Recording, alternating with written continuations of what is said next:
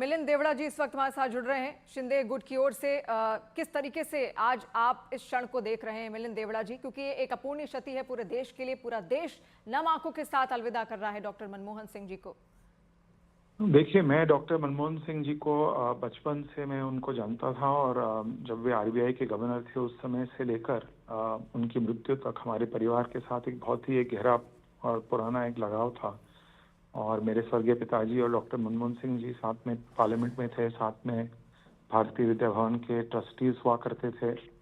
और जब डॉक्टर मनमोहन सिंह जी वित्त मंत्री थे, जब सांसद थे, नेता विपक्ष थे राज्यसभा में, उस समय भी हमेशा मुंबई आते थे। और प्रधानमंत्री बनने के 4 महीने पहले तक वे हमारे घर पे ही रहते थे जब मुंबई आते थे।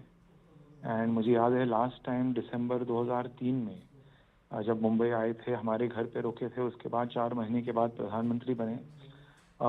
मैं जब पहली बार सांसद बना उस समय उन्होंने मुझे बहुत इनकरेज किया, गाइड किया उनकी सरकार में। मैं जब मंत्री था उसके बाद भी जब वे प्रधानमंत्री नहीं थे, मैं एमपी नहीं था, उस समय भी उन्होंने मुझे बहुत गाइड किया। और हमेशा गाइड करने के साथ साथ मेरे जैसे नौजवानों से वे सलाह मांगते थे कि मुझे इस इकोनॉमिक इशू के बारे में एडवाइस कीजिए।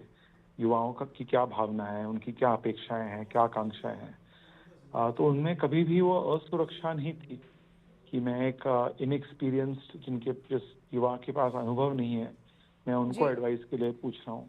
वे हमेशा सभी के साथ सम्मान रूप से सबसे मिलते थे, चर्चा करते थे, एडवाइस लेते थे। बहुत ही एक्सेसिबल थे। एक्सेसिबल केवल टाइम के आधार पे नहीं, जी लेकिन अपने बैंडविड्थ, अपने जो मानसिक बैंडविड्थ बैंडविड्थ थी, वे हमेशा लोगों को देते थे, अपना समय देते थे। और हमेशा नए आइडियाज में विश्वास करते थे। उनकी जो विचारधारा थी बहुत ही परिवर्तनशील थी।